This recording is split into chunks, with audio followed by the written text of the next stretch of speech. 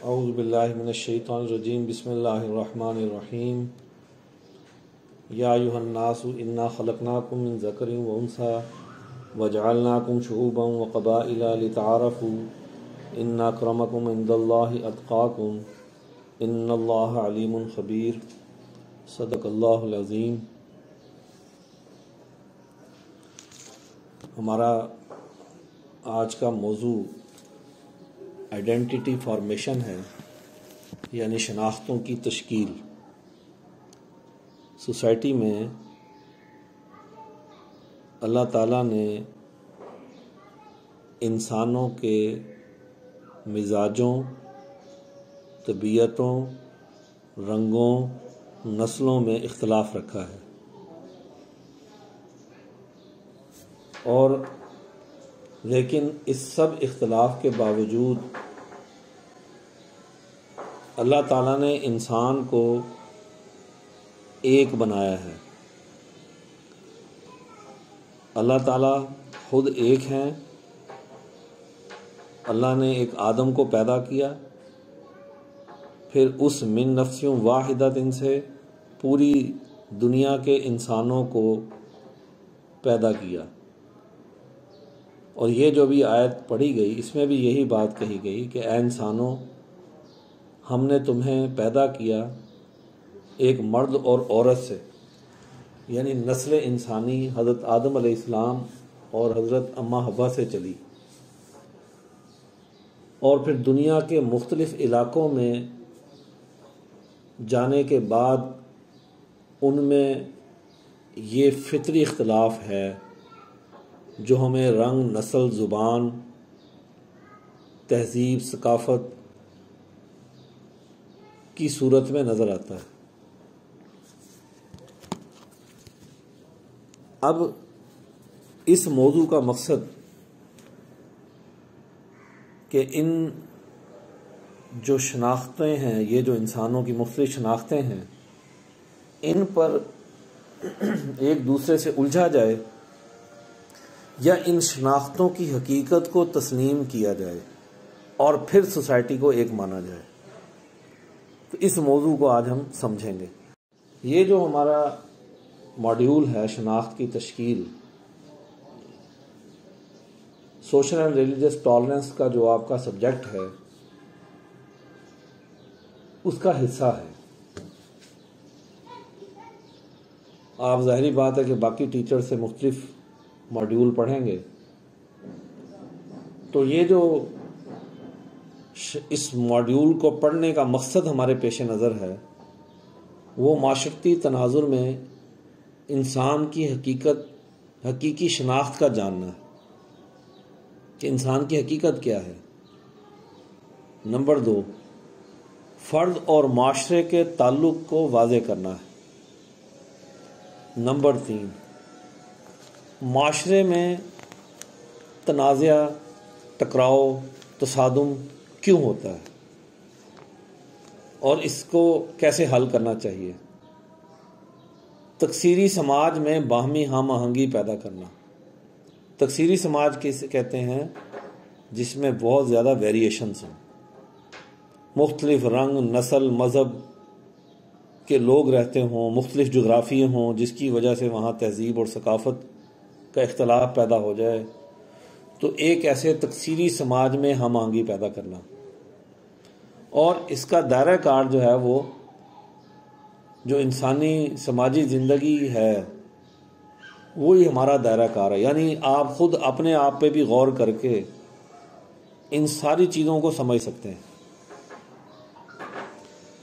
इंसान अपने अंदर भी बहुत सारी चीज़ों का मजमुआ है, फिर वो अपने गिरदो पेश में देखता है कि बहुत सारे इंसान हैं। तो ऐसे में इंसान को बहुत ज़्यादा चीज़ें सीखने का मौका ख़ुद अपने दायरे और फिर अपने घर के दायरे और फिर इससे आगे बढ़कर पूरी इंसानियत के दायरे के अंदर सोचने का मौका मिलता है। कुरान हकीम की जब सबसे पहली वही नाजिल हुई, उसमें अल्लाह ने हुक्म दिया, इक़रा बिस्मि रब्बिकल्लज़ी खलक़ खलक़ल इंसान मिन अलक़ इक़रा व रब्बुकल अकरम अल्लज़ी अल्लम बिल क़लम अल्लमल इंसान मा लम यअलम। इसमें इंसान को इस चीज़ की तरफ सोचने की तरफ आमादा किया कि इंसान खुद अपने अंदर गौर व फिक्र करे, जायज़ा ले कि वो क्या चीज़ क्या है जी, फिर उस रब को पहचाने जिस रब ने उसे तख्लीक किया है। ये जो इंसान है ये पूरी दुनिया की इंसानियत से जुड़ा हुआ है। उस जुड़ा होने के बावजूद, यानी सबसे पहले तो हम ये देखते हैं कि हमारा वालिदैन से एक ताल्लुक़ है, हमारे घर से एक ताल्लुक़ है, हमारे मोहल्ले से हमारा एक ताल्लुक़ है। तो अल्लाह ताला ने हर एक इंसान को एक उसकी अपनी शनाख्त दी है। उन शनाख्तों में से चंद चीज़ें हम वो बहुत ही वाज़े तौर पर इस वक्त समझते हैं, जानते हैं और रोज़मर्रा उसका मुशाहिदा भी करते हैं। मिसाल के तौर पे हमारे मोबाइल फ़ोन है, वो हमारे फिंगरप्रिंट पहचानते हैं, हमारे साथ वाले के नहीं पहचानते। हमारे हाथों की तमाम उंगलियों के अलग अलग प्रिंट हैं और उसकी वो अलग अलग शनाख्त करते हैं। हमने डिवाइसेस बना ली इस तरह की, और पूरी दुनिया के इंसानों के ये फिंगरप्रिंट अलग अलग हैं। ना सिर्फ ये, बल्कि इंसान की आवाज़, इंसान के कानों की रगों का जो तरीक़ेकार है वो हर एक का अलग अलग है, उसकी शेप हर एक की अलग अलग है। आँखों की पुतलियाँ वो अलग हैं, पूरी दुनिया के इंसानों की एक दूसरे से नहीं मिलती, उनमें फ़र्क है। तो ये अल्लाह ताला ने हर इंसान को एक उसकी शनाख्त दी। आप एक ग्रुप में खड़े होते हैं, एक मजमे में खड़े होते हैं, आपके अंदर एक पूरी सोच और एक ख्यालात और एक तसव्वुरात होते हैं जो बाकी सबसे अलग होते हैं, लेकिन उसके बावजूद आप बहुत सारी चीज़ों में उनके साथ कॉमन भी होते हैं। तो गोया ये जो इंसान है, ये इंसान अपने अंदर पूरी इंसानियत का एक नुमाइंदा भी है, मजमूए इंसानियत का। यहां अब दो चीज़ें हमला करती है इंसान पर। एक हमला यह कि तू खुद खास है, तू बाकियों से अपने आप को अलग कर ले। एक चीज़ यह है कि मेरी एक शनाख्त अल्लाह ने बनाई है, जिस तरह मुझे अपनी शनाख्त अजीज़ है, अपने आप को मैं अजीज़ समझता हूं, ऐसे ही अल्लाह ताला ने मेरे साथ जो खड़ा इंसान है उसकी भी शनाख्त बनाई है। वो भी इसी तरह एक हकीकत है। तो जैसे मैं अपनी हकीकत को तस्लीम करता हूं, ऐसे ही मुझे उस हकीकत को भी तस्लीम करना है, उसको भी समझना है। तो अब यहां पर बेहतर चीज़ क्या है, सोसाइटी कैसे आगे बढ़ती है, माशरा कैसे आगे बढ़ता है कि एक इंसान तन्हा अपनी हकीकत को तो तस्लीम कर ले, अपनी खसूसियत की बुनियाद पर तो बाकियों से अपने आप को अलग कर ले और दूसरों की उस हकीकत को कबूल न करे। तो इससे सोसाइटी के अंदर अगला अमल होने की बजाय सोसाइटी एक जगह पर रुक जाती है और अफराद एक दूसरे से उलझना शुरू हो जाते हैं, और ये सोसाइटी में बहुत बड़ी तबाही की अलामत होता है। इसी को हम कहते हैं कि इनफरादियत पसंदी, इनफरादी सोच का पैदा होना, और ये आज हमारे माशरे के अंदर बहुत ज़्यादा पैदा की जाती है, हर सतह पे पैदा की जाती है। अपना सोचो, अपने बारे में ख्याल करो, अपनी फिक्र करो, यहाँ तक कि हमारे मजहबी वाज भी इसी दायरे कार को इख्तियार कर चुके हैं। तुमने तो अपनी फिक्र करनी है, तुम्हें दूसरों से क्या। अल्लाह ताला ने हर एक इंसान को उसकी जगह पर उसे एक जिम्मेदार ठहराया है, उसे पूरा एक इंसान बनाया है। वो अपने अंदर गौर व फिक्र करता है, जायजा लेता है, तो अपने गिरदो पेश में गौर व फिक्र करे तो वैसे ही इंसान उसे हर जगह नजर आएंगे। तो ये जो इंसान की एक शनाख्त है, ये इसे खुद बहुत सारी चीज़ों की तरफ मुतवज्जे करती है। अब ये जो इंसान है, चाहे वो अपने आप में जितना भी जो भी बने, वो अकेला कुछ नहीं है। वो अकेला तन्हा जिंदगी नहीं गुजार सकता।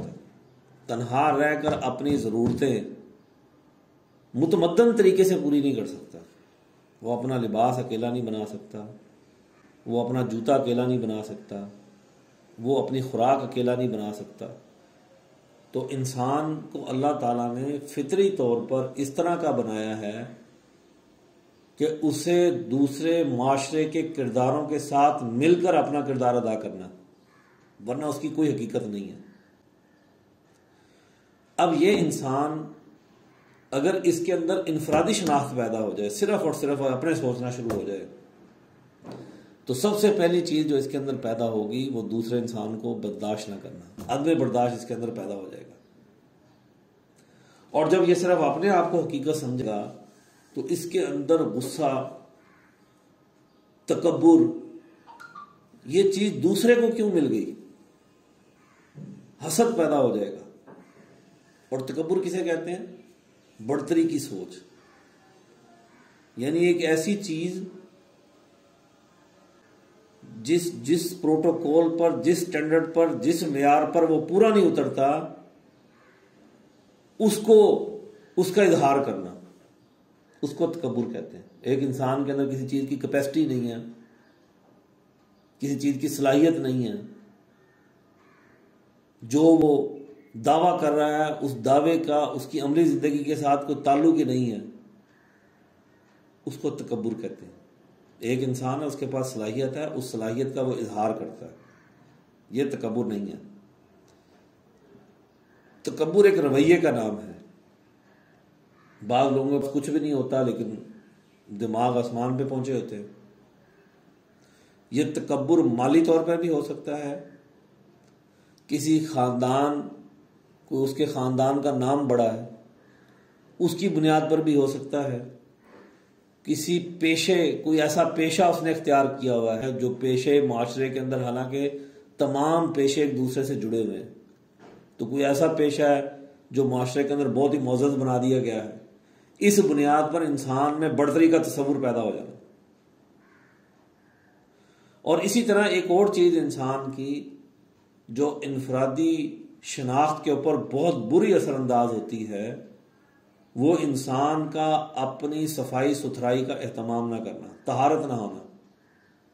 और ये तहारत सिर्फ ज़ाहरी लिबास और जिस्म की नहीं, वो तो हमारे माशरे के अंदर बहुत सारे लोगों की है। ख़ास तौर पे जो माशरे का बढ़तर तबका होता है, आला अपने आप को समझने वाला जो होता है, जो ऊंचे मुकाम पर बैठा होता है, वो तो बड़ा साफ सुथरा, बड़ा आला माहौल के अंदर रहता है। ये सफाई अपने नज़रियात, अफकार, ख्यालात और सोच की भी होनी चाहिए। अगर वो अफकार और ख्यालात की नहीं है तो जब उसके इस साफ सुथरे शक्ल के बंदे का जब अमली काम का इजहार होगा तो उससे आपको ताफुन आएगा, बदबू आएगी उसके कामों से।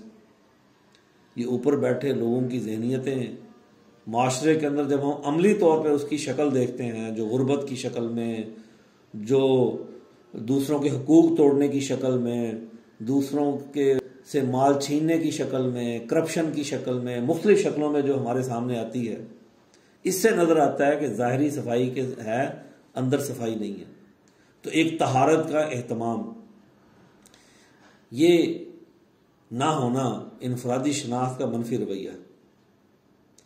अब ये जो इसके लिए मुस्बत रवैये हैं इंसान को, जो इस इनफरादी शनाख्त का तहफ़्फ़ुज़ करते हैं, वो सबसे अहम चीज़ उसमें कि जैसे मेरा एक मिजाज है, मेरी एक सोच है, मेरी एक सलाहियत है, ऐसे ही मेरे भाई की, मेरे साथ वाले की, मेरे साथ सीट पर बैठने वाले की, मेरे साथ सफ़र करने वाले की, मेरे हमसाए में रहने वाले की, मेरे दूसरे शहर में रहने वाले की, तो उन सब का भी एक मिजाज, एक तबीयत, एक जो है उनका अपनी सलाहियत है। और उनके अंदर, हर एक के अंदर एक अपनी अपनी ख्वाहिश है, तो उसका एहतराम करना, इंसानों के अंदर मामला फहमी होना, इंसानों के अंदर, इंसान अपने हर काम के अंदर जब वो दूसरों के साथ मिलकर रहता है तो उसे एक मामला फहम होना चाहिए, उसके अंदर दूसरों के साथ मिलकर रहने का हौसला होना चाहिए। और बहुत सारी चीजें जब इंसान बर्दाश्त करता है, बहुत सारे कामों से दूसरों के लिए रुक जाता है, तो उसके अंदर एक सब्र पैदा होता है। और फिर इसी तरह ये जो इंसान है, जो इनफरादी सोच होती है, वो दूसरों के ऊपर गलबा पा लेने की होती है। फिर वो मेहनत छोड़कर दूसरों से काम करवाता है, खुद कोई काम नहीं करता। तो मेहनत इनकसारी, हाँ, अब आपका अगर किसी से मुकाबला है अच्छे काम में, तो वो मुकाबला सेहतमंद होना चाहिए, सेहतमंद दौड़ होनी चाहिए। एक तालिब इल्म वो दूसरे तालिब इल्म से मुकाबले में ज़्यादा अच्छा पढ़ना चाहता है, तो ये सेहतमंद मुसाबकत होनी चाहिए। ये नहीं कि दूसरे से जो है आप हसद करके आप कोई काम करें।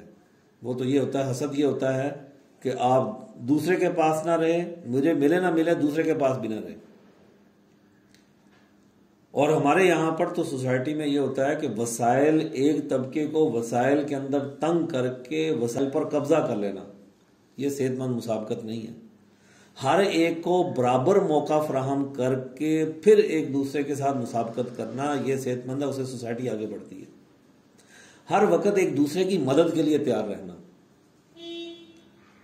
और इंसान का ज़री और ख्यालात के एतबार से साफ सुथरा रहना। इंसान के ख्यालात भी साफ होना बहुत ज़रूरी है। जैसे पिछले शो उसमें बात हुई, एक मिसाल है कि गुस्से के मुकाबले पर क्या गुस्सा मसले का हल है? एक बंदे ने गुस्सा दिखाया, शायद उसके अंदर किसी वजह से आ गया हो, जवाब में हम भी कहें इसकी ऐसी की तैसी, इसको क्यों गुस्सा है, इसने क्यों ऐसा इजहार किया, जवाब में हम, तो क्या गुस्से के मुकाबले में गुस्सा मसले का हल होगा या गुस्से की वजह जानना जरूरी होगा? उसने गुस्सा किया, आपने भी कर लिया, एक बराबर हो गए। उसने गाली दी, आपने भी दे ली, एक बराबर हो गए। उसने अपने ज़र्फ मुताबिक इजहार किया, आपने भी वही कर लिया कि अच्छा टाइम आन दे, फिर मैं तेन भी देख लांगा। तो इसका मतलब यह कि अगर आपके सामने वाले ने कम ज़र्फी का इजहार किया तो आप भी कम ज़र्फ बन रहे हैं। तो इसलिए हजूर अकरम सल्लल्लाहु अलैहि वसल्लम ने फरमाया कि गुस्सा शैतानी अमल है, और सबसे ताकतवर वो है जो अपने गुस्से काबू पा ले। इसी तरह तकब्बुर, हसद, कीना, इन सब के बारे में जो है हमें बहुत सी तालीमात मिलती हैं। तो ये वो चीज़ें हैं जो एक इनफरादी शनाख्त को तबाह करने वाली हैं, और वो चीज़ें जो मुस्बत हैं हमें उन्हें अपनाना है, ताकि एक सेहतमंद सोसाइटी जो है वो परवान चढ़े। एक फ़र्द की शनाख्त के बाद जो अगली अहम और बुनियादी शनाख्त, जहाँ से इंसानी इज्तिमाइयत का दायरा शुरू होता है, ये इंसानी इज्तिमाइयत की पहली इकाई है, ये ख़ानदानी शनाख्त है। कुरान हकीम ने कहा कि या अय्युहन नासु इन्ना खलकनाकुम मिन ज़करिन व उन्सा, कि ऐ लोगो, हमने तुम्हें एक मर्द और औरत से पैदा किया। अब एक फ़र्द जब किसी ख़ातून के साथ सोशल कॉन्ट्रैक्ट करता है, मुआहदा करता है, तो यहाँ से एक नई इज्तिमाइयत शुरू होती है।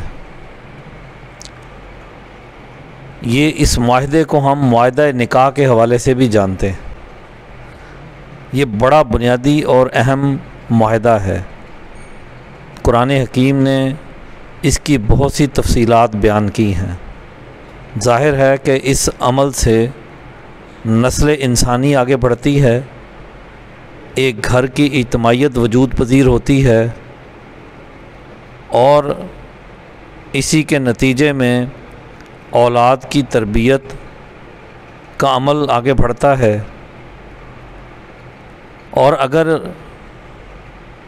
इस शनाख्त की हिफाजत ना की जाए और इस अमल को बग़ैर किसी कॉन्ट्रैक्ट और मुआहदे के रखा जाए, तो फिर इसे माशरा कबूल नहीं करता, और ना ही नस्ल इंसानी आगे बढ़ती है, और ना ही एक घर की इज्तमाइयत कायम होती है। एक ऐसा माशरा जिसमें मुआहदा निकाह ना हो वो एक मुंतशिर माशरा होता है, जिसका अगला अमल ही इंतशार का शिकार होता है। वहाँ इंसान अपनी अपनी ज़िंदगी गुजारते हैं।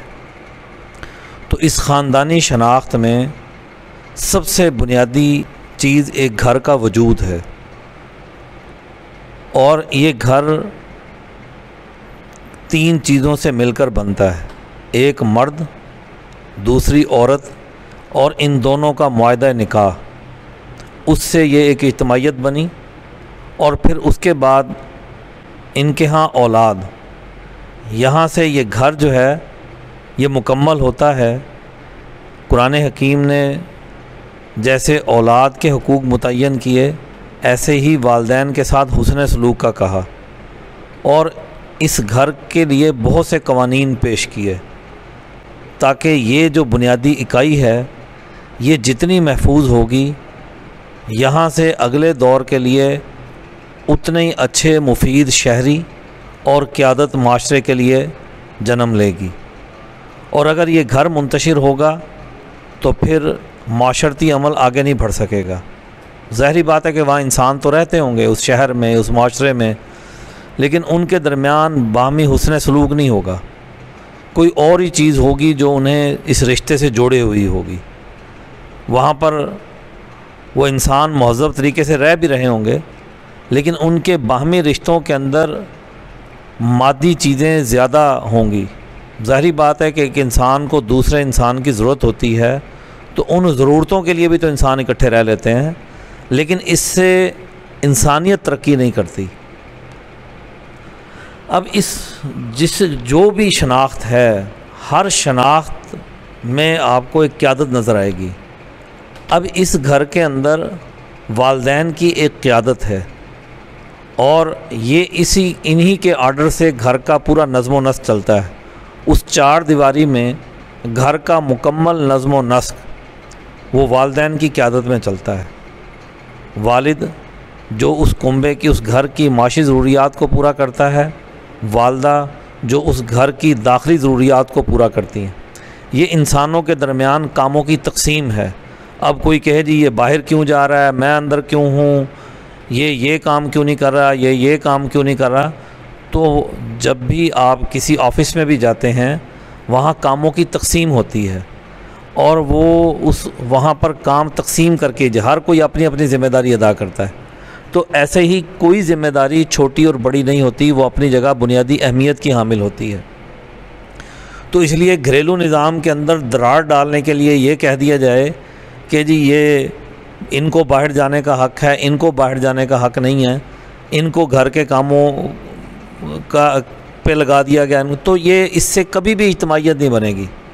अब मिसाल के तौर पे एक घर की इस इज्तमाइयत के अंदर सब लोग अपनी अपनी ज़िम्मेदारी ना अदा करें, तो फिर इसका नतीजा क्या होगा।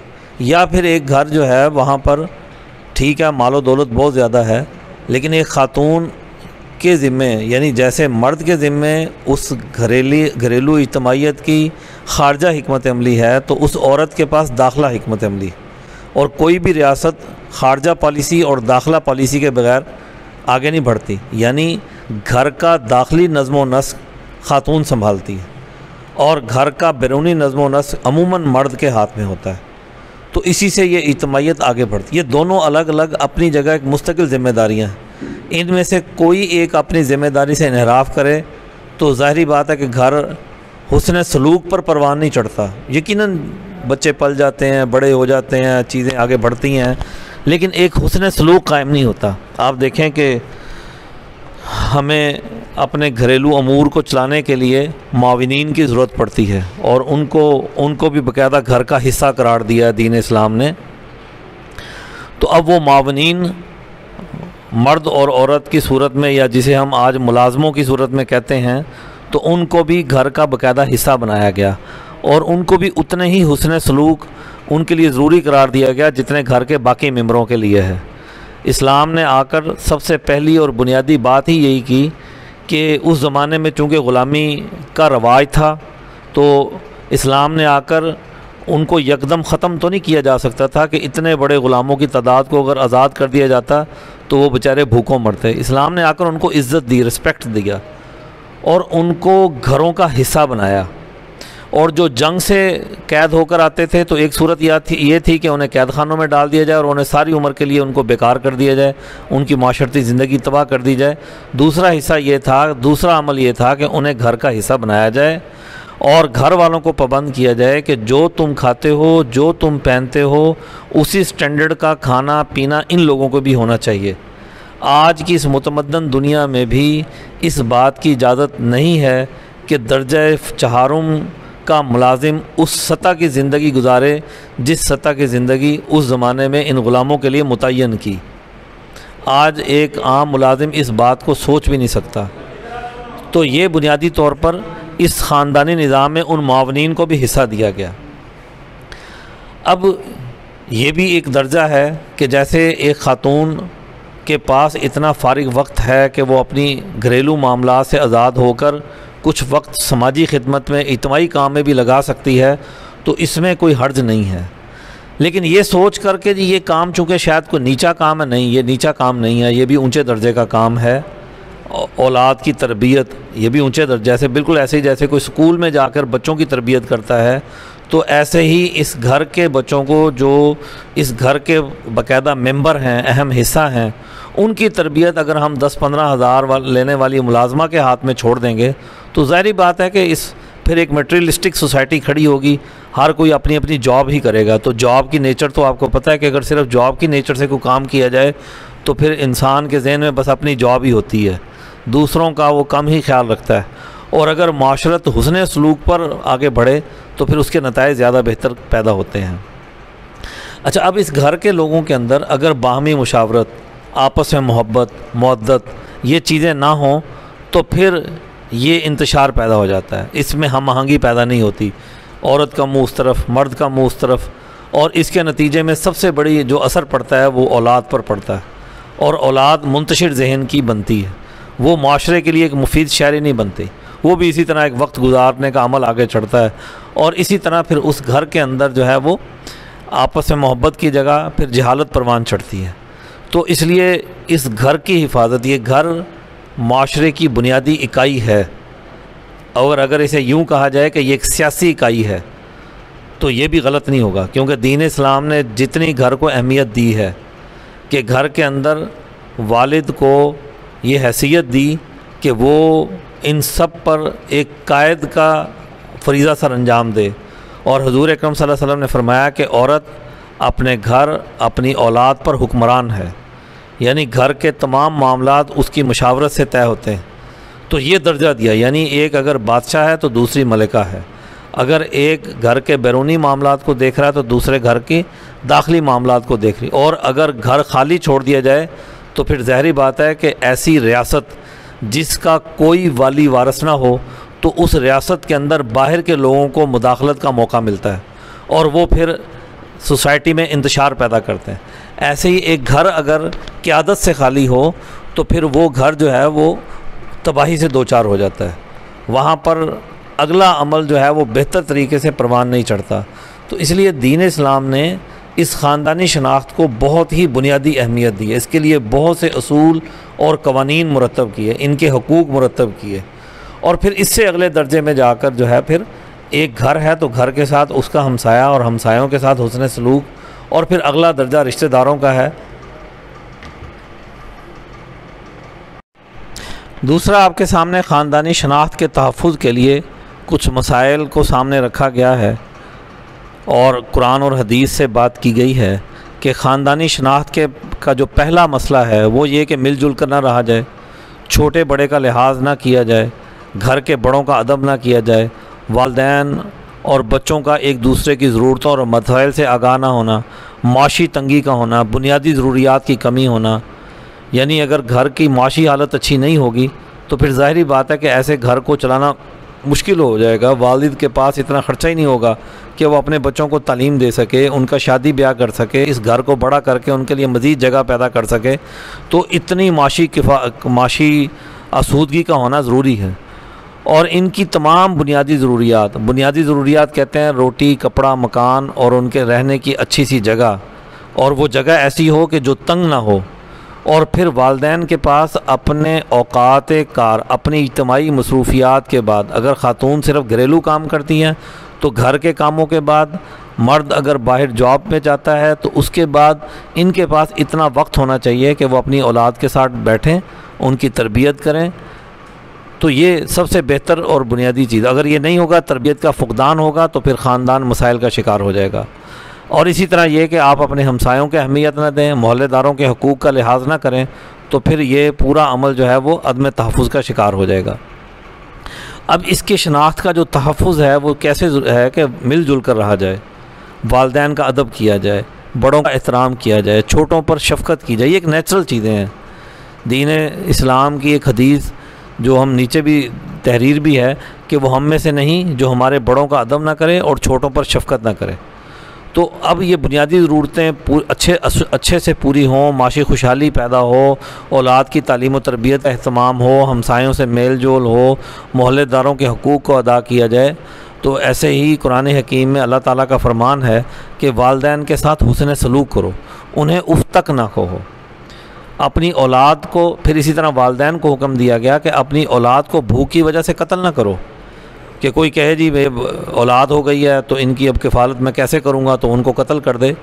तो दर हकीकत इस घर की बहुत सारी चीज़ें, ज़ाहिरी बात है कि वो जो एक बड़ी रियासत है, मुल्क का जो निज़ाम है, उससे भी जुड़ी होती हैं कि उसकी पॉलिसियों की वजह से भी घरों में तंगियाँ आ जाती हैं, रोज़गार के अच्छे मौके नहीं पैदा होते। ज़ाहिरी बात है, एक ख़ानदान है, अकेला फ़र्द जब कब तक किफ़ालत कर सकता है, तो उस घर के अंदर जब तक एक अच्छी माशी, यानी ये घर एक ऐसी रियासत में जहाँ पर अच्छे माशी कवानीन ना हों, पूरे मुल्क की दौलत को अच्छे असूलों पर, उम्दा असूलों पर तकसीम ना किया जाए, तो फिर इसके असरात घरों पर भी पड़ते हैं और फिर लोग अपनी औलाद को कत्ल करने लग जाते हैं। जैसे आप अखबारात में वाक़यात पढ़ते हैं, और वालिदैन के औलाद के झगड़े भी इसी वजह से पैदा होते हैं कि घरों के अंदर तंगी का माहौल होता है, माशी तंगी पैदा हो जाती है, एक दूसरे की ज़रूरियात पूरी नहीं कर सकते। तो तंग जगह और तंग मईशत ये घरों के अंदर फसाद पैदा करती है। तो इसलिए इस बात का एहतमाम होना चाहिए। और अगर आप देखें कि हमारा इज्तिमाई माहौल, यानी बहुत सारे घरों से मिलकर जो शहर और मुल्क बना है, बहुत सारे उससे मिलकर मोहल्ला, और बहुत सारे मोहल्लों से मिलकर शहर, और बहुत सारे शहरों से मिलकर ये मुल्क बना है, उस मुल्क की हिकमत अमली को भी देखना पड़ता है कि अगर वो अच्छी नहीं है, वहाँ पर एक ख़ास तबका तो दौलत को इकट्ठा कर रहा है और अक्सरियती तबके को दौलत से महरूम रखा जाता है, तो फिर ये घरेलू निज़ाम तंगी का शिकार हो जाता है, ये टूट फूट का शिकार हो जाता है। औलाद वालिदैन जो हैं वो अलग अलग ज़िंदगी शुरू कर देते हैं, वो इकट्ठे नहीं रह सकते। तो इसलिए माशी तंगी से बचना ये बड़ी अहम और बुनियादी चीज़ है।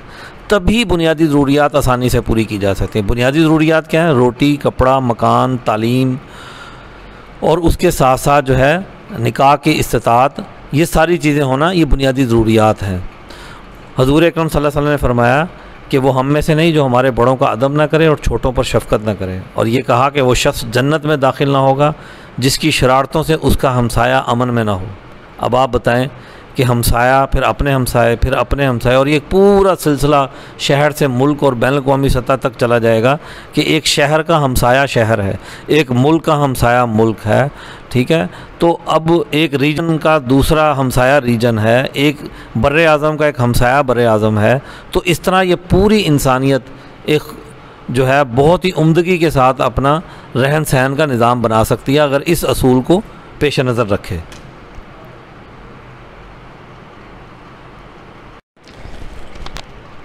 अब कई घर जब मिलते हैं तो उससे एक नस्ल सामने आती है। आप अगर देहाती निज़ाम में देखें तो देहाती निज़ाम में पहले ज़माने के अंदर उम्रें बड़ी तवील होती थी। अभी भी पिछले दिनों भी किसी मुल्क का वो दिखाया हुआ था कि वहाँ जो है वो 5 नस्लें जो हैं उनकी महफूज थी, 5 या 4, यानी परदादा भी ज़िंदा है, दादा भी ज़िंदा है, उसका बेटा, फिर उसका बेटा, वो एक लाइन में खड़े होकर उन्होंने उनकी वीडियो बना के दिखाई। तो ये पहले ज़माने में लोगों की उम्रें बड़ी तवील होती थी, तो एक घर का जो बड़ा है तो उसकी उस क़यादत को, उस बढ़तरी को तस्लीम किया जाता था, और फिर जब वो फौत हो जाता था उसके बाद उसके बेटे को, बड़े बेटे को, या उनमें से कोई और अहल होता था उसकी औलाद में से, तो वो उस नस्ल का सरबराह बन जाता, उस कबीले का, उस ख़ानदान का, उस ज़ात का, उस बरादरी का वो सरबराह बन जाता था। आज भी यहाँ पर जो कबायली निज़ाम है तो वो अपना एक सरबराह रखते हैं और बलोच कबाइल उसकी बहुत ज़्यादा हिफाजत करते हैं। आज भी उनके यहाँ एक कबीले का सरदार होता है और पाकिस्तान के तमाम बलोच उस सरदार की इत्तबा करते हैं। तो ये ज़्यादा बेहतर जानते हैं। जो मेरे इल्म में ये बात थी वो मैंने आप लोगों तक पहुँचाई है। बाकी बलोच इस बात को ज़्यादा अच्छे तरीके से जानेंगे। मुझे किसी अपने दोस्त ने ये बात बताई। तो यानी ये एक जो नस्ली शनाख्त है इसको कुरान ने तस्लीम किया है और इसमें इत्तेहाद की बुनियाद क्या है? इनकी नस्ल एक होती है, इनका रंग एक होता है, इनकी ज़ुबान एक होती है और इससे एक छोटा सा तमद्दुन वजूद में आता है, कस्बाती सतह का, देहात से ऊपर उठकर एक कस्बा जहाँ पर तमद्दनी ज़रूरियात पूरी होती हैं। इन सब का ये सब वो होते हैं जिनका DNA एक जैसा होता है। अब इनको मुत्तहिद रखने वाला भी एक क़यादत है जो इनको मुत्तहिद रखती है और इनके अंदर एक असबियत का होना एक नेचुरल बात है। यानी किसी भी कौम के अंदर एक असबियत का होना ये एक नेचुरल बात है। असबियत क्या चीज़ है? देखिए, हम में से हर एक इंसान के अपने आसाब हैं। जब हम कहते हैं ना किसी बंदे को कि इसके आसाब जवाब देंगे तो इसका मतलब ये कि ये बंदा अब अपनी कुव्वत और ताकत में नहीं रहा। तो ऐसे ही एक नस्ल के भी आसाब होते हैं, उसको हम असबियत कहते हैं। इसी का एक मनफी लफ्ज़ जो है वो तासुब निकला है। ये इब्न खल्दून ने इस मौजू पर बहुत ज़्यादा बात की है। उन्होंने कहा कि असबियत के बग़ैर कोई कौम ज़िंदा नहीं रह सकती। हर कौम की एक अपनी असबियत है। जैसे हम पूरी दुनिया के अंदर अपनी एक असबियत रखते हैं कि हम अपने पाकिस्तानी होने पे फ़ख्र करते हैं, तो ये हमारी असबियत है।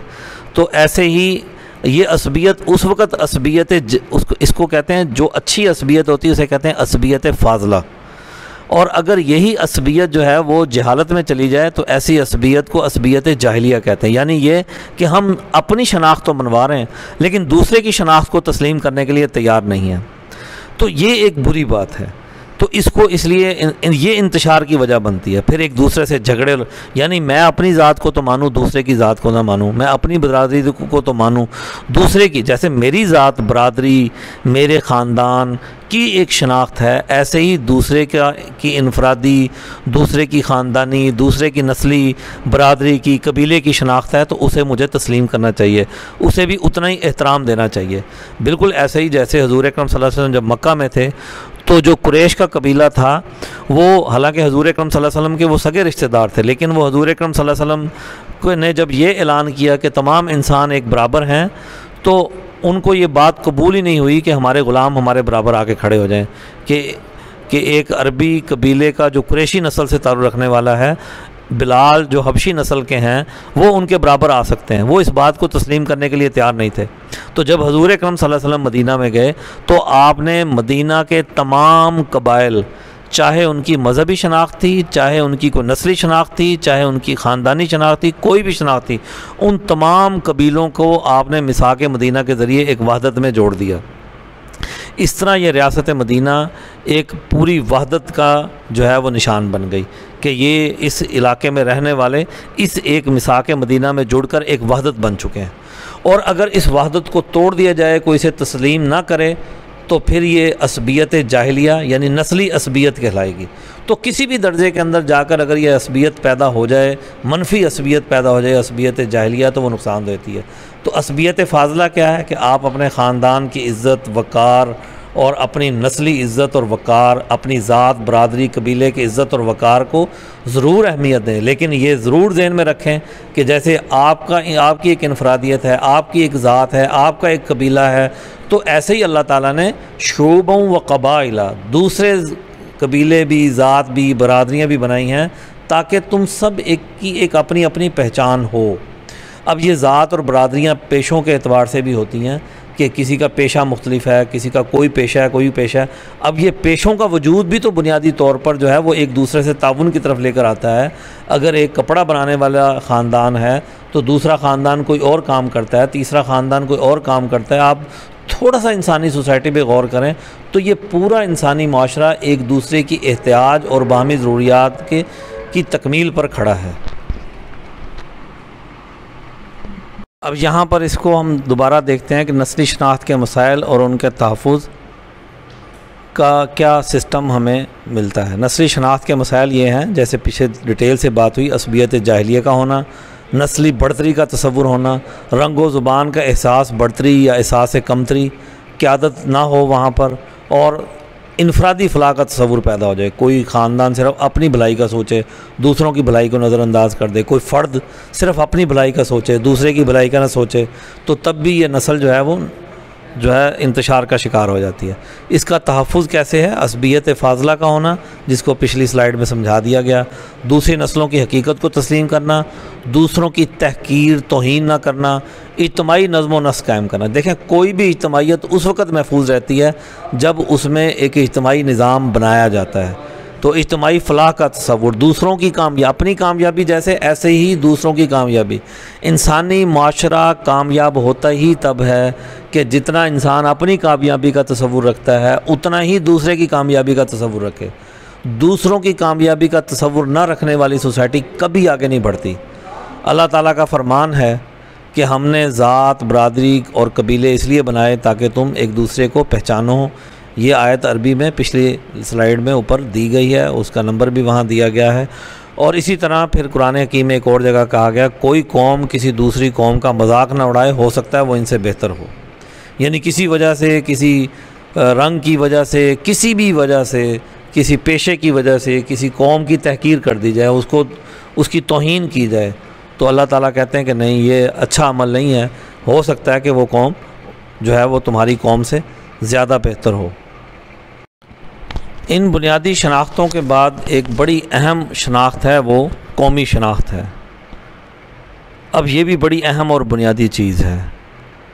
अब आप देखें कि जैसे घर से मिलकर मोहल्ला बना, तो मोहल्ले से मिलकर कोई कस्बा बनता है। एक कस्बे में हो सकता है कि एक नस्ली शनाख्त हो, तो ऐसे ही जो है वो हो सकता है कि वो मुख्तलिफ़ नस्लों से मिलकर बना हो।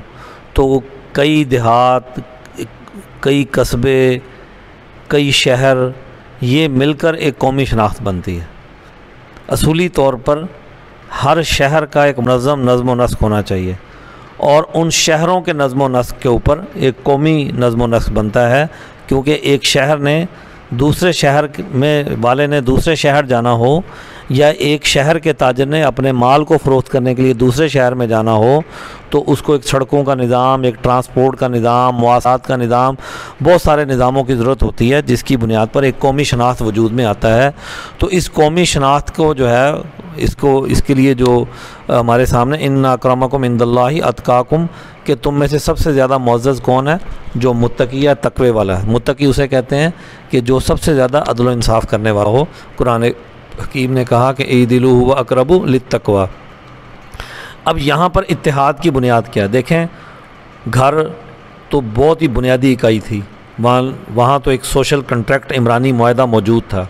फिर उसके बाद कई घरों पर मुश्तमिल एक नस्ल, वहाँ पर भी एक इमरानी मुआहदा, एक नस्ली शनाख्त, एक ज़ुबान से एक दूसरे की पहचान, एक दूसरे से गुफ्तगू की जा सकती थी, अपनी बात समझाई जा सकती थी, और एक इलाका था उनके पास। अब यहाँ पर भी जो है इत्तिहाद की बुनियाद क्या बन रहा है कि अब कई ख़ानदानों को एक इत्तिहाद में परोना है, कई नस्लों को एक इत्तिहाद में परोना है।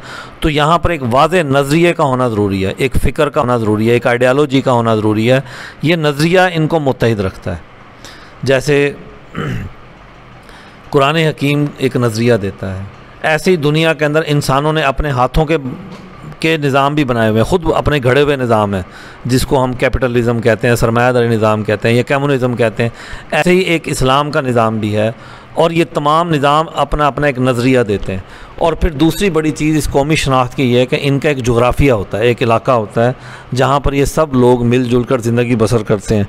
और फिर इनके दरमियान जो है कुछ माशी रिश्ते होते हैं, माशी मुसावात इनके दरमियान होती है। यानी एक नज़रिया है, एक जोग्राफिया है, और ये उस नज़रिए के तहत जो है एक सियासी नज़्म व नस्क़ बनाते हैं। तो ये जो जोग्राफिया है, ये जोग्राफिया इनके दरमियान जो है वो एक माशी रिश्ता कायम करता है। देखें, ज़मीन किसी भी इलाके की हो तो अल्लाह ताला ने उसमें हर एक के लिए रिज़्क़ के वसाइल रखे हैं। तो इत्तिहाद की बुनियाद क्या है? एक नज़रिया, उस नज़रिए पर एक इज्तिमाइयत जो सियासी वजूद रखती है, और ये सियासी वजूद रखने वाले किसी एक जोग्राफिया के अंदर रहते हैं और फिर वो उस जोग्राफिया से उनके माशी रिश्ते उसवार होते हैं। और यहाँ पर एक ऐसी जुमात की हुकूमत होनी चाहिए जो इस सारी कौम की ज़रूरियात और उन सारी चीज़ों का ख्याल रखने वाली हो। कौमी क़यादत की ज़रूरत होनी चाहिए। और यहाँ पर वो असबियत फ़ाज़ला जो है, जो हमने नस्ली सतह पर कायम की थी, वो यहाँ कौमी सतह पर उसकी ज़रूरत पड़ी। यहाँ इंतशार की बुनियाद क्या बनेगी कि ये जो कौमी क़यादत है, ये कौमी क़यादत इंसानों के और इस माशरे में रहने वाले लोगों का ख्याल रखने की बजाय अपने ज़ाती मफादात का ख्याल रखे। वो जो इस कौमी दौलत का उसको मालिक बनाया कि वो तमाम इंसानों के दरमियान बराबर तकसीम करे, वो इसको बराबर तकसीम करने की बजाय वो इन वसाइल पर ख़ुद कब्ज़ा कर ले। जैसे एक बाप दुनिया से चला जाता है तो एक बाप की विरासत तमाम औलाद के अंदर बराबर तकसीम होती है, जो उसके हिस्से शरीयत ने मुतय्यन कर दिए, हर एक को उसका हिस्सा मिलता है। तो ऐसे ही जो है कुरान हकीम में कहा गया कि हुवल्लज़ी खलक़लकुम मा फ़िल अर्ज़ि जमीआ, कि एक जोग्राफ़िया के अंदर रहने वाले जो लोग हैं, इस जोग्राफ़िया में इन तमाम लोगों के वसाइल जो हैं वो सब के अंदर बराबर हैं। यानी ये जो पाकिस्तान की सरज़मीन है, इसके अंदर जो 22 करोड़ आवाम रहती है, इस ज़मीन, इस जोग्राफ़िया के अंदर जितने वसाइल हैं, चाहे वो ज़री वसाइल हैं या कोई और अल्लाह ताला ने यहाँ हमें मादनी वसाइल दिए हैं, इन तमाम वसाइल में ये तमाम लोग बराबर हैं। जैसे एक बाप की जायदाद में, उसके तरके में सब लोग बराबर हिस्सेदार होते हैं, तो ऐसे ही अब एक यहाँ पर एक हुकूमत की ज़रूरत पड़ती है, एक हुकूमती नज़्म व नस्क़ की ज़रूरत पड़ती है। अब वो एक ऐसी जुमात उस माशरे के अंदर गालिब आ जाए, या एक ऐसा जो है ना तबका बन जाए जो हमेशा हुक्मरानी, अपने आप को हुक्मरानी में लेकर आए लेकिन अपने ज़ाती मफादात उठाए। तो असूल तो हज़ूर अकरम सल्लल्लाहु अलैहि वसल्लम ने इस क़यादत का असूल तो ये तय किया कि सैयदुल कौमी खादिमुहुम, कि वो अपने आप को इस माशरे का खादिम समझे। जैसे हम देखते हैं कि खुलफाए राशिदीन जब दुनिया से गए तो उनका कोई जो है तरका नहीं था, बहुत मामूली तरका छोड़ कर गए। हालांकि ज़ाती तौर पर अपनी ज़िंदगी में वो बहुत खुशहाल थे। उन्होंने जब खिलाफत संभाली तो उस वक़्त उनका जो है ज़ाती ज़िंदगी उनकी बहुत बेहतर थी, लेकिन जब वो खिलाफत के मनसब पर आए, इस क़यादत के मनसब पर आए, उन्होंने अपना सब कुछ वक्फ़ कर दिया। और जब वो दुनिया से गए तो उनका तरका बहुत ही महदूद था, जो उनके ज़ाती ज़रूरियात तक महदूद था। तो अब अगर एक ऐसी क़यादत उनके ऊपर मुसल्लत हो जाती है जो अपनी चीज़ों को बढ़ाती है, अपने मकान बना लेती है, अपना बैंक बैलेंस बढ़ाती रहती है, और यानी ज़ाती ज़रूरत तो हर एक को होती है, वो अपनी ज़रूरती ज़रूरत से ज़्यादा बस इस चक्कर में होता है कि माशरे में हमारा स्टेटस बढ़े, पता लगे जी हम एक स्टेटस पे हैं। तो ऐसी सोच के लोग जो हैं वो वसाइल पर कब्ज़ा करते हैं। जब ऐसे लोग वसाइल पर कब्ज़ा करते हैं तो उसके नतीजे में ये कौमी शनाख्त बहुत ज़्यादा मुतासर होती है, क्योंकि अवामुन्नास जो अक्सरियत में होती है, करोड़ों की तादाद में होती है, तो एक ख़ास तबका जब उन वसाइल पर कब्ज़ा करना शुरू करता है तो ये दौलत से महरूम हो जाती है। तो उससे इस शनाख्त को बड़ा ख़तरा पड़ता है।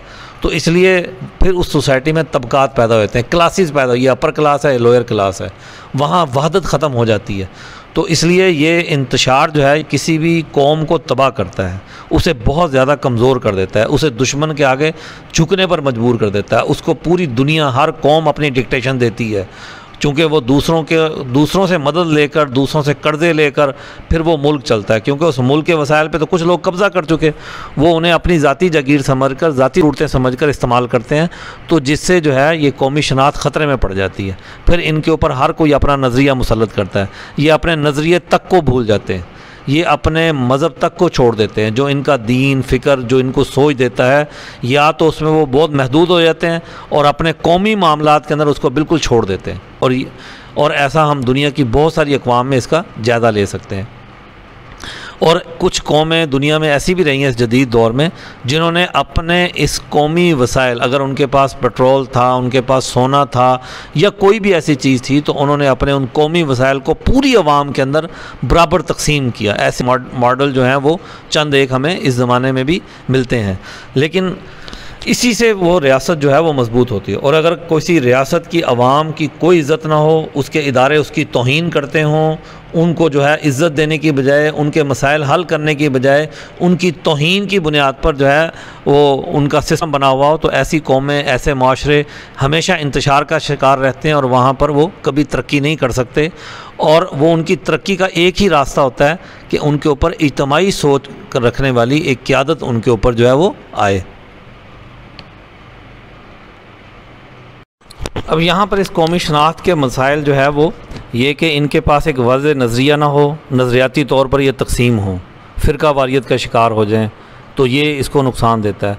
गिरोही तसल्लुत हो जाए, कोई एक गिरोह ताकतवर लोगों का वो इकट्ठा हो जाए और वही बार बार इनके ऊपर तसल्लुत हासिल करता रहे, मुख्तलिफ़ नामों के साथ, मुख्तलिफ़ उन्वानात के साथ, वही एक ही तबका। दूसरी बात यह कि वहाँ ज़ुबानों की हकीकत को तस्लीम ना किया जाए कि जैसे एक ज़ुबान की हकीकत तो ऐसे ही दूसरी ज़ुबान की हकीकत है, और ऐसे ये कि उस खित्ते में अल्लाह ताला ने जो वसाइल दिए हैं उन वसाइल की गैर मुनसिफाना तकसीम हो। इसी तरह जब वसाइल की गैर मुनसिफाना तकसीम होती है तो वहाँ माशी तबकात पैदा होते हैं। एक तबका जो है दौलत के अंदर बहुत ज़्यादा आगे बढ़ जाता है और एक तबका जो है वो दौलत से महरूम रह जाता है। ऐसे ही ऐसी सोसाइटी जो माशी तबकातियत का शिकार होती है तो वहाँ पर बदअमनी ज़रूर पैदा होती है, इसलिए कि लोगों को अपने रिज़्क़ के वसाइल के लिए फिर चोरी चुकारी इन चीज़ों की तरफ वो मुतवज्जे हो जाते हैं, क्योंकि वहाँ रोज़गार के अच्छे मौके नहीं पैदा होते। वहाँ पर एक दूसरे को लूटना, लूट खसूट करना, ऐसे गिरोह पैदा हो जाते हैं। डाकुओं की भी गिरोहियतें पैदा हो जाती हैं, वहाँ पर चोरों की भी गिरोहियतें पैदा हो जाती हैं। एक दूसरे से माल ऐंठना मकसद बन जाता है। ज़ाहिर बात है कि एक तबका किसी सोसाइटी के अंदर बहुत हायर स्टैंडर्ड की ज़िंदगी गुजारे तो फिर निचला तबका जो है उसी तरह की ज़िंदगी गुजारना चाहता है, लेकिन उसके पास वसाइल नहीं होते, तो फिर वहाँ ऐसी सोसाइटी एक दूसरे की लूट खसूट में लग जाती है। तो ऐसी सोसाइटी के अंदर जो है बदअमनी पैदा होती है और ऐसे ही कौम के अंदर कोई उनकी अक़दार तय नहीं होती। तो कौमी अक़दार वहाँ सच की बजाय झूठ परवान चढ़ जाता है, वहाँ पर इमानतदारी की बजाय बददियानती परवान चढ़ती है, वहाँ पर मेरिट की बजाय सिफारिश का कल्चर परवान चढ़ता है।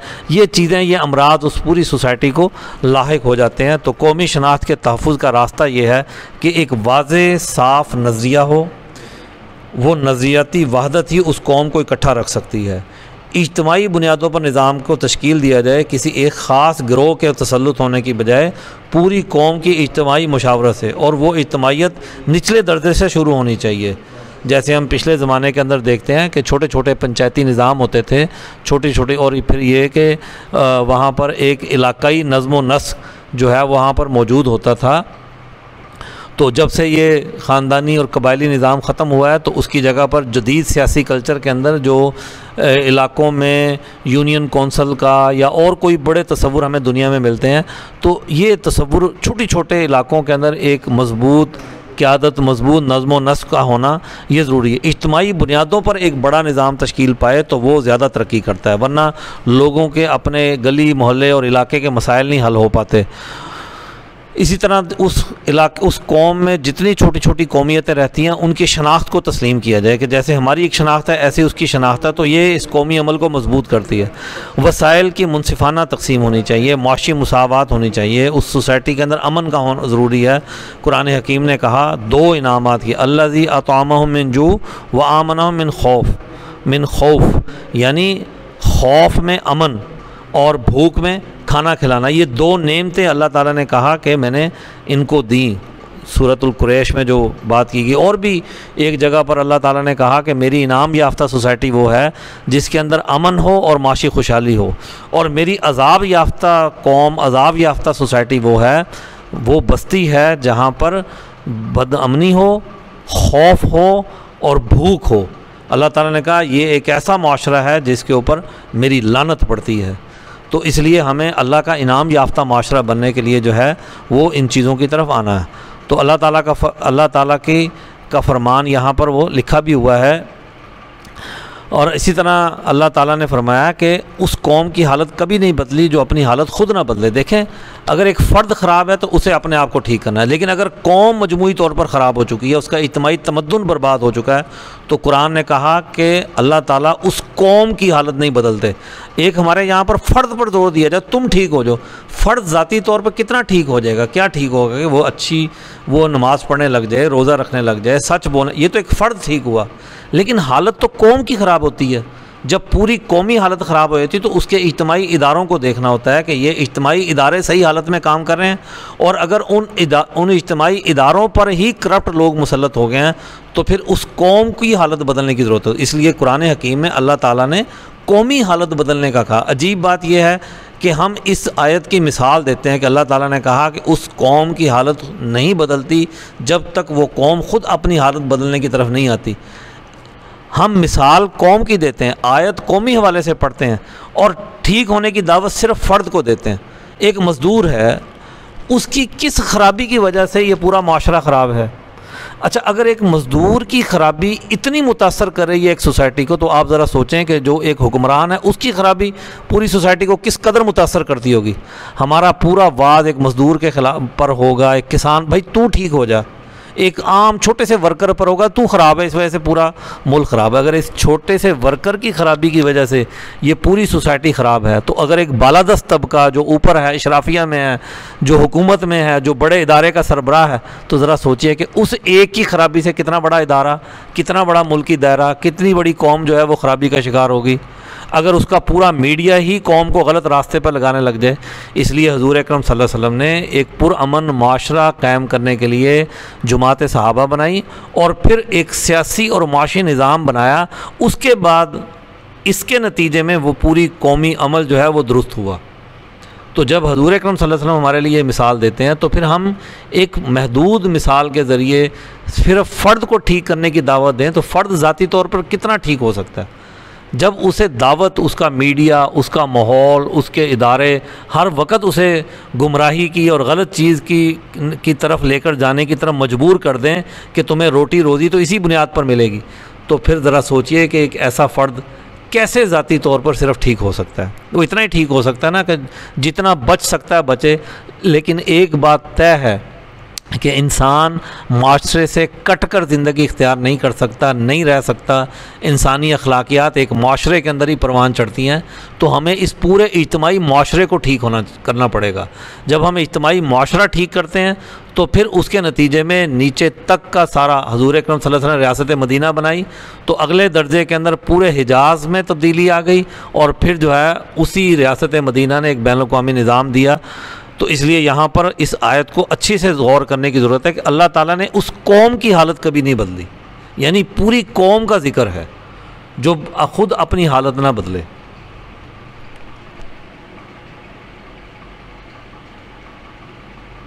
अब इसके बाद जो इंसानी ज़िंदगी का आखिरी दायरा है वो बैनुल-अक़वामी दायरा है। अल्लाह ताला ने हज़रत इब्राहीम अलैहिस्सलाम का जो तारुफ़ करवाया वो बैनुल-अक़वामी पूरी इंसानियत के इमाम का करवाया। इन्नी जाइलू का लिन्नासी इमामा, कि हमने तुझे पूरी इंसानियत का इमाम बनाया। तो असल में तो कुल इंसानियत एक है, एक आदम की औलाद से ये बनी है। ये ज़ात, बरादरियाँ, कबीले, मुल्क की शनाख्तें, ये तो इंसान अपने अपने ज़रूरतों के तहत मुख्तलिफ़ इलाक़ों में जाता गया और ये तकसीम होती गई। तो कुरान जो है इस पूरी इंसानियत की हिफाजत चाहता है। इसलिए कुरान एक बैनुल-अक़वामी निज़ाम की दावत देता है। ये बैनुल-अक़वामी निज़ाम की किताब है। इसलिए हुज़ूर अकरम सल्लल्लाहु अलैहि वसल्लम ने हिजाज़ में जिस काम की बुनियाद रखी और आपने सहाबा की जो तरबियत की वो कुल इंसानियत की फ़लाह बहबूद की तरबियत की। इसलिए सहाबा ने जब हिजाज़ में दीन कायम हो गया तो हुज़ूर अकरम सल्लल्लाहु अलैहि वसल्लम जब दुनिया से पर्दा कर गए तो सहाबा ने हुज़ूर अकरम सल्लल्लाहु अलैहि वसल्लम के उस अमल को आगे बढ़ाया और इसको हिजाज़ से बाहर पूरी दुनिया के अंदर इसका नज़्म व नस्क़ कायम कर दिया। 1000 साल तक हुज़ूर अकरम सल्लल्लाहु अलैहि वसल्लम ने जिस रियासत मदीना की बुनियाद रखी वहाँ से लेकर 1920 तक पूरी दुनिया के अंदर इस्लाम के बैनुल-अक़वामी निज़ाम के मुकाबले पर कोई और निज़ाम नहीं था। एक ही निज़ाम था जो पूरी दुनिया के अंदर इस बैनुल-अक़वामी जो है दुनिया की इमामत कर रहा था, पूरी दुनिया के उस निज़ाम को चला रहा था। तो एक इंटरनेशनल लीडरशिप कुरान हकीम ने उस ज़माने में पैदा की। तो ये जो हमारे 7 बर्रे आज़म हैं जहाँ पर इंसान बसते हैं, तो इन तमाम इंसानों की हकीकत को तस्लीम करना, इन तमाम को, जैसे इन तमाम की कौमी शनाख्तों को तस्लीम करना और उन कौमी शनाख्तों के अंदर जो जो हमने उनके तहफ़्फ़ुज़ की बात की वो सब को तस्लीम करके एक बैनुल-अक़वामी निज़ाम बनाना और इस इंसानियत की हिफाजत करना, ये असल इंसानियत है, ये असल कुल इंसानियत का प्रोग्राम है।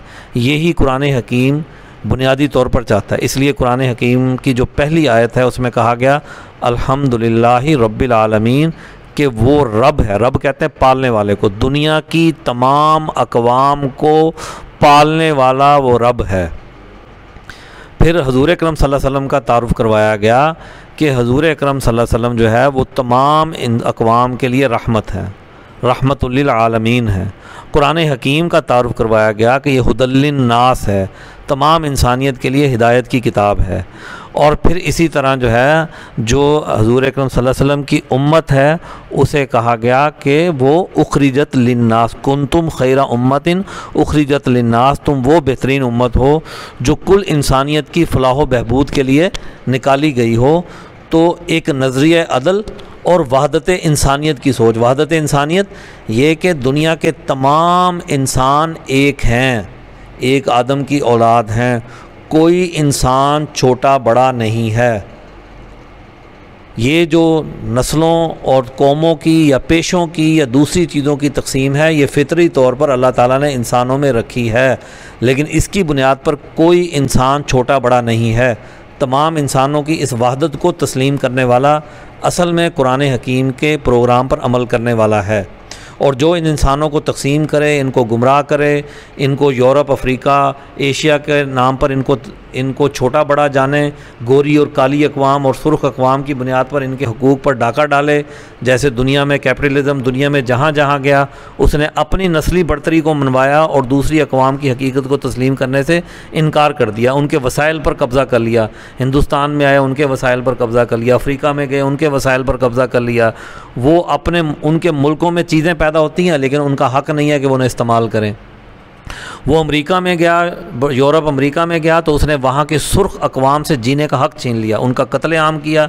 आज उन लोगों के पास अमेरिका की आइडेंटिटी नहीं है, उनकी शनाख्त, हालांकि असल कौम वो है लेकिन उनके पास आइडेंटिटी नहीं है। अफ्रीका से ग़ुलाम भर भर कर अमेरिका लाए गए और अमेरिका में लाकर उनको ग़ुलाम बनाया गया और चंद गोरे जो बरतानिया से उठे उन्होंने अमेरिका पर जाकर अपना कब्ज़ा किया, वहाँ के सुर्ख अक़वाम को ख़त्म किया, उनको छोटे से कबीलों तक महदूद कर दिया गया और फिर अफ्रीका से ग़ुलाम लाकर वहाँ रखे गए और उनके हकूक़ भी उनसे छीन लिए गए। तो ये हमें चीज़ें नज़र आती हैं। नेल्सन मंडेला जैसे लोग उन्होंने इसलिए जो है अपनी तहरीकात चलाई कि अफ्रीका में गोरों ने जाकर उनके ऊपर मुसल्लत होकर उनके कौमी हकूक़ छीन लिए। तो नेल्सन मंडेला इसलिए एक बड़ा नाम है कि उसने उस नस्ली इम्तियाज़ के ख़िलाफ़ जदोजहद की और अपनी कौम के हकूक़ माने। और ये उसकी बड़ी अहम चीज़ थी कि जो ही कालों के हकूक़ को वहाँ पर तस्लीम कर लिया गया तो उसने फ़ौरन ऐलान किया कि जिस तरह कालों के हकूक़ हैं इसी तरह हमारे ख़ित्ते में रहने वाले गोरों के हकूक़। उसने बदला नहीं लिया बल्कि उसने इस हकीकत का एतराफ़ किया कि अगर मैं भी यही अमल करता हूँ कि मैं कालों की बढ़तरी मनवाऊँ और गोरों की हैसियत को यहाँ ख़त्म करूँ तो फिर मैं भी नस्ली इम्तियाज़ का शिकार हो गया। हालाँकि उन्हीं गोरों ने उसे पूरी जवानी में तवील अरसा कैद में रखा और फिर उसे आखिरी उम्र में जाकर जो है वो बाहर निकाला, फिर भी वो अपने नज़रिए पर कायम था, डटा रहा और उसने एक मजबूत कौम तश्कील दी। तो मनफी रवैया क्या है? तक़सीम इंसानियत। तो इसलिए इस ज़माने में जो है एक ऐसा सिस्टम दुनिया को चाहिए जो इंसानों को किसी भी बुनियाद पर जो है वो तक़सीम ना करे। इन पूरे 7 बर्रे आज़मों पर एक ऐसी आलमगीर हुकूमत बने जो तमाम इंसानों की हकूक़ की मुहाफ़िज़ हो। इस वक्त दुनिया के अंदर चंद लोग सिर्फ अपनी हवस और दौलत के लिए पूरी दुनिया को अपने इशारों पर नचा रहे हैं। तो ये अमल जो है वो दुरुस्त नहीं है, बल्कि एक ऐसी इज्तमाइयत वजूद में आनी चाहिए जो अदल के असूलों पर इस पूरी इंसानियत को एक मानकर इनके हकूक़ का निज़ाम कायम करे। ये बैनुल-अक़वामी निज़ाम इसलिए तश्कील देना पड़ता है ताकि कोई ताकतवर कौम किसी कमज़ोर कौम पर जुल्म ना कर सके।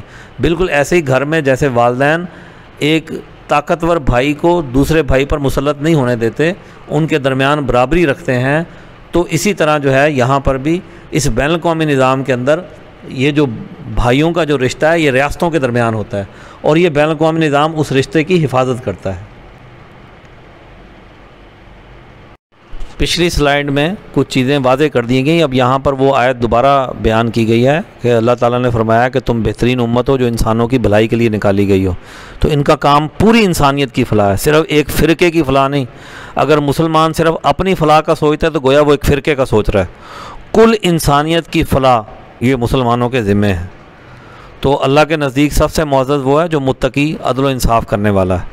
हज़ूर अकरम सल्लल्लाहु अलैहि वसल्लम ने फरमाया तमाम मखलूक अल्लाह का कुंबा है। तो जब तमाम मखलूक अल्लाह का कुंबा है तो फिर जैसे इंसान अपने कुंबे की, अपने ख़ानदान की इज़्ज़त और हिफाजत करता है, तो ऐसे ही उसे अल्लाह के कुंबे की हिफाजत करनी चाहिए। तो जैसे हम ये कहते हैं ना कि हमारे रिश्तेदार की कोई तौहीन ना करे, बेइज़्ज़ती ना करे, हम उसे अपनी बेइज़्ज़ती तस्वुर करते हैं, तो ऐसे ही कोई अल्लाह की मखलूक की इज़्ज़त ना करे तो फिर, तो इसलिए जब अल्लाह कह रहा है कि तमाम मखलूक अल-खल्क़ व अयालुल्लाह, तमाम मखलूक अल्लाह का कुंबा है, तो फिर ऐसे ही जो है वो हमें अल्लाह के इस कुंबे की हिफाजत करनी चाहिए। ये कुंबा, ये पूरी इंसानियत जो बैनुल अक़वामी सतह पर मौजूद है, ये अल्लाह का कुंबा है। हज दीन इस्लाम का बैनुल अक़वामी इज्तिमा है। हज़ूर अकरम सल्लल्लाहु अलैहि वसल्लम ने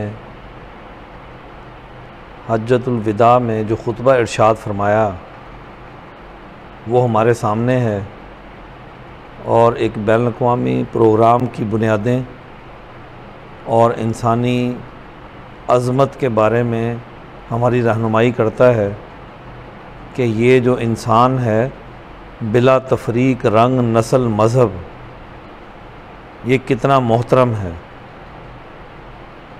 आप सल्लल्लाहु अलैहि वसल्लम ने फरमाया, ऐ लोगो, तुम्हारा माल, तुम्हारा खून, तुम्हारा माल और तुम्हारी इज़्ज़त व नामूस उसी तरह एक दूसरे पर हराम है जिस तरह ये दिन, ये महीना और ये शहर तुम सब के लिए काबिल हुर्मत है।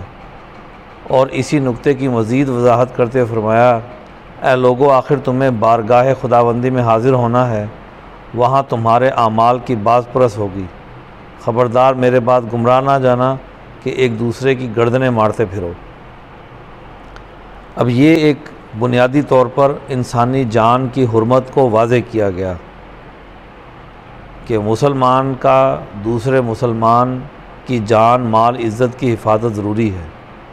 इसी तरह कुरान हकीम में भी इस चीज़ को वाज़े कर दिया गया कि किसी एक इंसान की ज़िंदगी को बचाना पूरे इंसानियत को बचाना है। किसी एक इंसान का कत्ल पूरी इंसानियत का कत्ल है। यहाँ लफ्ज़ इंसान इस्तेमाल हुआ है, तो इसलिए ये इंसानी रिश्ते जो हैं ये बड़े मोहतरम हैं, और ये इंसानी अक़दार और ये इंसानी रिश्ते किसी फ़िरका वारियत या रंग नस्ल के दायरे में बंद नहीं है। ये कुल बैनुल-अक़वामी जो दौर है, दर्जा है, यहाँ तमाम इंसानियत एक है। इसी तरह जब इसी खुतबे में हज़ूर अकरम सल्लल्लाहु अलैहि वसल्लम ने जब अहले अरब का बाहमी झगड़े ख़त्म हो चुके तो उन्हें दूसरी तरफ ये मुतवज्जे किया कि सिर्फ़ तुम्हारी एक नस्ल नहीं है, बाकी दुनिया में भी और रंग नस्ल के लोग हैं, अरबी भी हैं और गैर अरबी भी हैं, यानी अजमी भी हैं, गोरे भी हैं और काले भी हैं। इस नाम से होने वाली जितनी तफरीक है उनके ख़ात्मे का ऐलान कर दिया। फरमाया, ऐ लोगो, तुम सब का खुदा भी एक ही है और तुम सब का बाप भी एक ही है। अब ज़ाहिरी बात है कि कोई इंसान खुदा को मानने वाला है या नहीं है, लेकिन खुदा वही है सबका। इसी तरह सब एक आदम की औलाद हैं, लिहाजा किसी अरबी को अजमी पर, किसी गोरे को काले पर, किसी काले को गोरे पर कोई पैदाइशी बढ़तरी और फजीलत नहीं होगी। हाँ, अफजल वो है जो परहेज़गार हो। हर मुसलमान दूसरे मुसलमान का भाई है और तमाम मुसलमान एक कुंबा और ख़ानदान की मानिंद है। अब यहाँ पर यह बात कह दी गई कि अफजल वो है जो परहेज़गार है। परहेज़गार यानी मुत्तकी है। और तकवे की तशरीह आपके साथ कई बार लेक्चर्स में ज़ेर बहस आई कि तकवा इस चीज़ का नाम है कि माशरे के अंदर हर पहलू में अदल को तलाश करना, एतदाल पसंदी को तलाश करना, सिस्टम में अदल को नाफिज करना, पूरे माशरे का जो नज़्म व नस्क है वो अदल के असूल पर चलाना। इसी को तकवा कुरान हकीम ने कहा कि इदिलू हुवा अक़रबु लित्तक़वा, कि अदल कायम करो, ये तकवा के ज़्यादा करीब है। इस आयत की तशरीह पहले भी की जा चुकी है, यहाँ पर इस मुकम्मल आयत को लाया गया है या अय्युहन्नासु इन्ना खलक़नाकुम मिन ज़करिन व उन्सा व जअलनाकुम शुऊबन व क़बाइल लितआरफ़ू इन्ना अक्रमकुम इंदल्लाहि अत्क़ाकुम इन्नल्लाहा अलीमुन ख़बीर। ए लोगो, बेशक हमने तुम्हें एक मर्द और औरत से पैदा किया। व जअलनाकुम शुऊबन व क़बाइल लितआरफ़ू, फिर तुम्हें ज़ात, बरादरी और कबीलों में तकसीम कर दिया। तुम्हारे ज़ात, बरादरी और कबीले बनाए लितारफ़ू, ताकि तुम एक दूसरे को पहचानो। इंसान अपने अपने इलाक़ों के अंदर जो ही तकसीम हुआ तो फिर उस इलाके के जोग्राफ़िए के जो हालात थे वो उसके रंग नस्ल पर असरानंदाज हुए। तो ये मुख्तलिफ़ रंगें, मुख्तलिफ़ रंग, मुख्तलिफ़ बोलियाँ, मुख्तलिफ़ नस्लों का वजूद हमारे सामने आया। और इन सब के अंदर अब कोई ऊंच नीच नहीं है, ऊंच नीच का कोई दायरा नहीं है। हाँ, अलबत्ता इनमें से इज़्ज़त, इनमें से किसी की फ़जीलत हो सकती है। तो उस फजीलत का एतबार यह है कि इन्ना अक्रमकुम इंदल्लाहि अत्क़ाकुम, कि तुम में से सबसे ज़्यादा इज़्ज़त वाला वो है जो मुत्तकी है, यानी जो माशरे के अंदर अदल व इंसाफ का अलम बरदार है वो सबसे ज़्यादा मुत्तकी है। और तकवा चूँकि दिल की बात है कि एक इंसान ज़ाहिरी तौर पर काम कर रहा है या हकीकी तौर पर काम कर रहा है, तो कहा गया कि इन्नल्लाह अलीमुन ख़बीर, बेशक अल्लाह ताला जानने वाला और ख़बर रखने वाला है। हज़ूर अकरम सल्लल्लाहु अलैहि वसल्लम की एक हदीस जिसमें आपने फ़रमाया कि खुदा ने औलाद इस्माइल में से कनाना को शर्फ़ बख्शा और कनाना में कुरैश को और कुरैश में बनी हाशिम को और बनी हाशिम में मुझको शर्फ़ व एज़ाज़ बख्शा। आपकी इस हदीस से यह रहनुमाई मिलती है, यानी अपनी शनाख्त का जानना, उसका मालूम होना और उसका इजहार करना, ये कोई मनफ़ी बात नहीं है। मनफ़ी बात तब होगी जब हम यही हक़ दूसरे का तस्लीम ना करें। बुनियादी चीज़ तो ये है कि जब हम अपनी शनाख्त को ज़ाहिर करते हैं तो ऐसे ही हमें अपने जहन में ये बात रखनी है कि किसी दूसरे फ़र्द, कौम और बज़ात, बरादरी और कबीले की भी एक शनाख्त है और हमें उस शनाख्त को भी इसी तरह कबूल करना है जैसे हम अपनी शनाख्त को मोहतरम मानते हैं। आप सब का लेक्चर तवज्जो से सुनने का बहुत शुक्रिया। आपके जो भी सवालात हैं आप उन्हें इनबॉक्स कर सकते हैं।